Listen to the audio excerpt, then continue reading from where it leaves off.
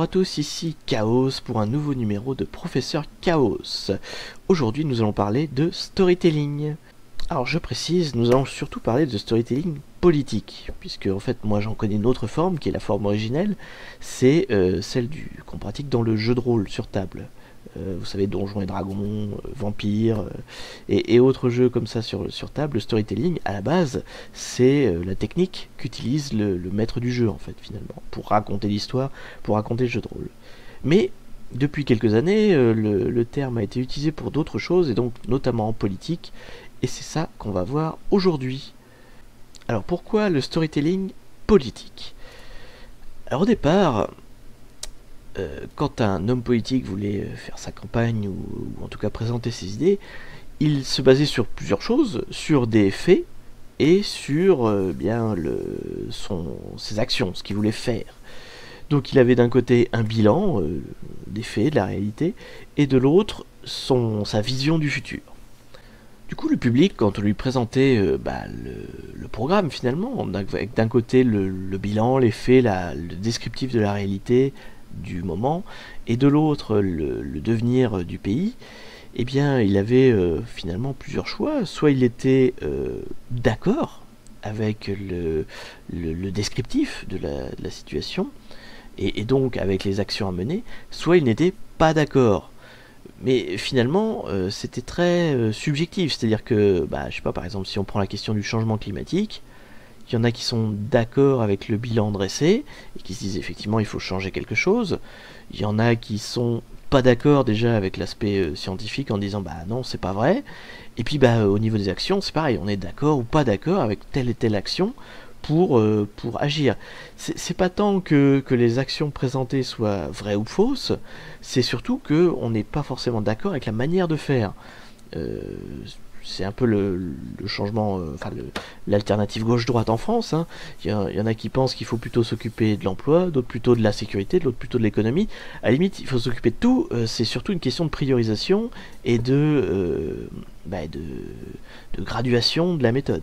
Mais dans l'absolu, aucune méthode n'est mauvaise, aucune méthode n'est bonne. Tout est à faire à des degrés différents et c'est chacun qui, dans sa sensibilité, qui choisit un peu le degré. Donc ça, on va dire, c'était la situation avant le storytelling. Débarque ensuite dans toute cette méthodologie, enfin ce fonctionnement classique de la politique, donc ce qu'on appelle le storytelling. Alors au départ venu des États-Unis, comme souvent, et donc importé plus tard en France.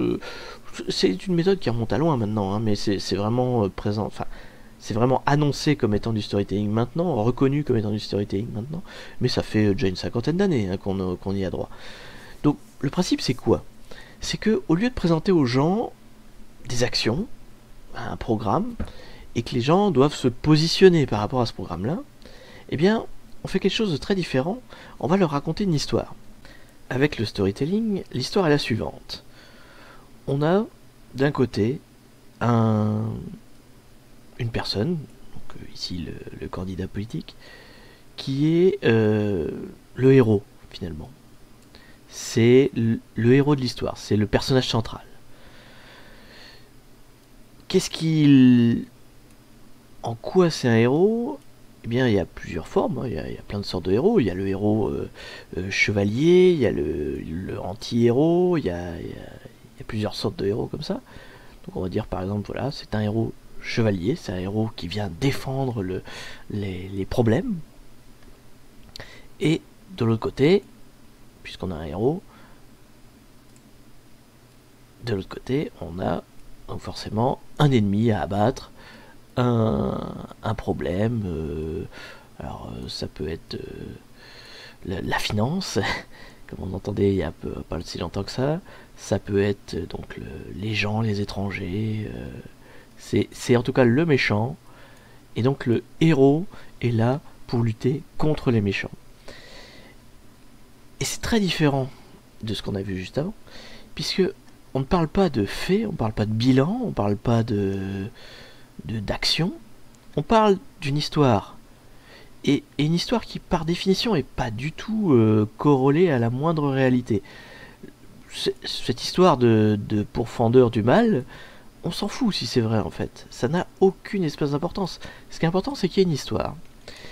Et le simple fait de raconter cette histoire va pousser les gens à, non pas à se positionner pour ou contre, comme il se faisait sur des programmes, mais à se...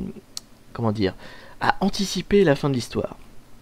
C'est-à-dire qu'en fait, au lieu de dire, bah non, ce programme-là, il y a tel point qui m'intéresse pas, il y a tel point que je trouve pertinent, ok.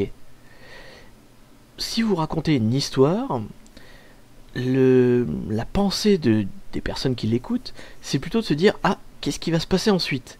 On ne remet même plus en cause les prémices. Ok, c'est un héros, ça c'est le méchant, ça c'est des acquis finalement. Et du coup, la pensée est plutôt dans, ok, qu'est-ce qui va se passer maintenant dans l'histoire? Quel est l'épisode suivant? Quel est le déroulé narratif?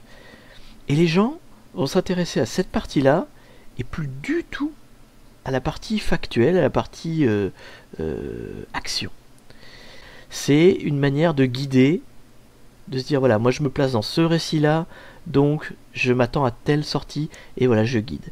Tous les candidats font du storytelling, hein, tous les politiques, y compris, quel que soit le camp, ils ont tous un storytelling, donc tous peuvent potentiellement marcher. Hein. Mais ce qui est commun par contre à tout, c'est qu'on n'est pas du tout sur du réel. On s'en fiche du réel. L'important, c'est le récit, la manière dont il se déroule, et le fait que quelque part les embranchements, enfin le déroulé est obligatoire. C'est ça un peu. C'est-à-dire que si on pose ces conditions-là, si on s'appelle Luke Skywalker et qu'on démarre sur une planète déserte, alors on va finir grand chevalier de Jedi, maître du monde. Enfin, en tout cas, maître de la force, grand puissant parmi les puissants.